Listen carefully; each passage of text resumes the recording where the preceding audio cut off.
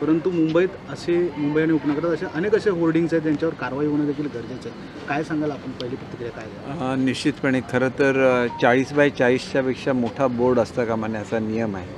परंतु या बोर्डच्या संदर्भात तो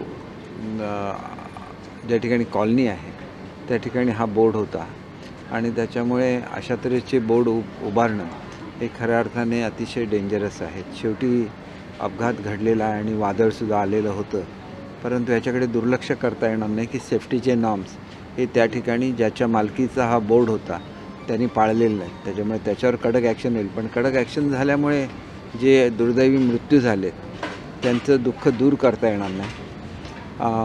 अजूनसुद्धा मी आत्ता तर खरं ट्रॅफिक जाम होतं त्याच्यामुळे मी उशिरा पोचलो, पण मला असं सांगण्यात आलं की अजूनसुद्धा रेस्क्यूचं काम चालू आहे. कमिशनर इथे येऊन गेले, कमिशनर कंट्रोल रूममधून सगळ्याची पाहणी करत होते आणि स्वतःसुद्धा इथं आलेले होते. तर निश्चितपणे मुख्यमंत्री महोदय येऊन गेलेले आहेत आणि उपमुख्यमंत्री महोदयसुद्धा येऊन गेलेले आहेत. मृत कुटुंबांना निश्चितपणे मदत ते जाहीर करतील, कारण मी प्रवासात होतो त्याच्यामुळे त्यांनी जाहीर केली की नाही माहिती नाही. परंतु मला वाटतं की हे नेहमीची आमची एक राज्याची एक सिस्टम आहे की त्याप्रमाणे मुख्यमंत्री हे जाहीर करतात. परंतु त्यांच्या सर्वांच्या दुःखामध्ये आम्ही सहभागी आहोत आणि पुढच्या काळामध्ये अशा प्रसंग घडणार नाही याच्यासाठी काय काय काळजी घ्यायला लागेल तो निश्चितपणे घेतली जाईल. आणि असे प्रसंग घडल्यानंतर संपूर्ण सर्वेसुद्धा केले जातात की अशा तऱ्हेचे डेंजरस बोर्ड आहेत काय. कारण याच्यापूर्वी पुण्याला अशी एक घटना घडलेली होती आणि दुसरी घटना दुर्दैवाने मुंबईला घडते. हे अतिशय दुर्दैवी आहे. आम्ही निश्चितपणे याची नोंद घेऊ आणि अशा घटना पुढे घडणार नाही याचीसुद्धा काळजी घेऊ.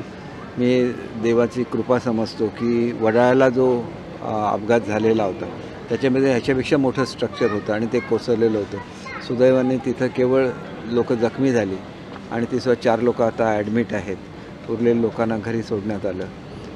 एकंदरीतच अधिकची काळजी घेण्याची गरज आहे असं मला स्वतःला वाटतं. नैसर्गिक आपत्ती 100% आहे, कारण मोठं वादळ होतं.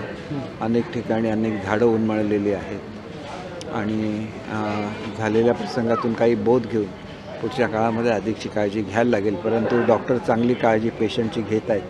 आत्ताच मी त्यांना सांगितलं की नातेवाईकांना स्वतः त्यांची भेट घेऊ द्या, जेणेकरून त्यांनासुद्धा मनामध्ये कुठेतरी काळजी वाटत असते आपल्या पेशंटची, तर ती दूर व्हायला मदत होईल.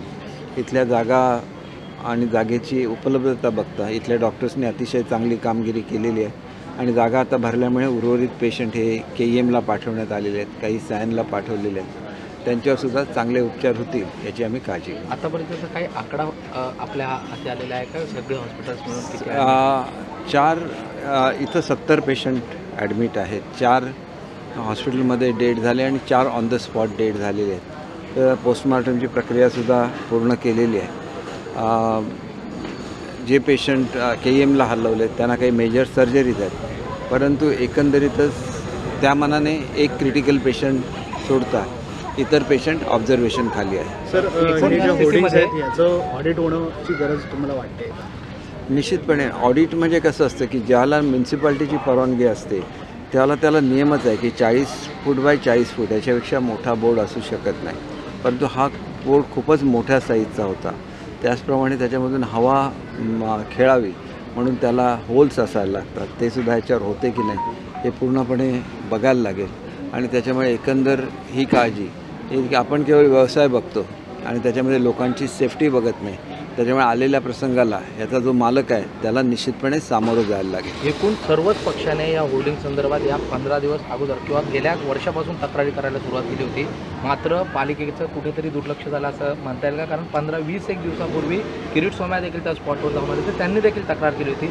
मात्र आज पालिका सांगते की आज सकाळी नोटीस देण्यात आलं होतं म्हणून. याकडे कसं पाहताय? या अधिकाऱ्यांवर कारवाईची मागणी करता किंवा काय कारवाई?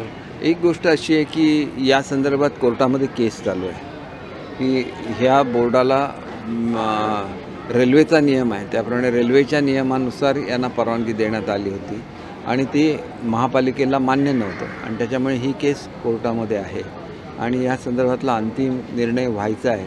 परंतु नोटीस दिलेली आहे ही वस्तुस्थिती आहे. पूर्वीसुद्धा दिली आहे, आतासुद्धा दिली आहे आणि त्याच्यामुळे एकंदरीतच सर्वांनीच लक्षात घेतलं पाहिजे की कोणाची ऑथॉरिटी आहे याच्यापेक्षा सेफ्टी ही जास्त महत्त्वाची आहे आणि त्या दृष्टीने सुद्धा आवश्यक त्या सूचना या अधिकाऱ्यांना दिल्या जातात. ओके, धन्यवाद सर. धन्यवाद सर.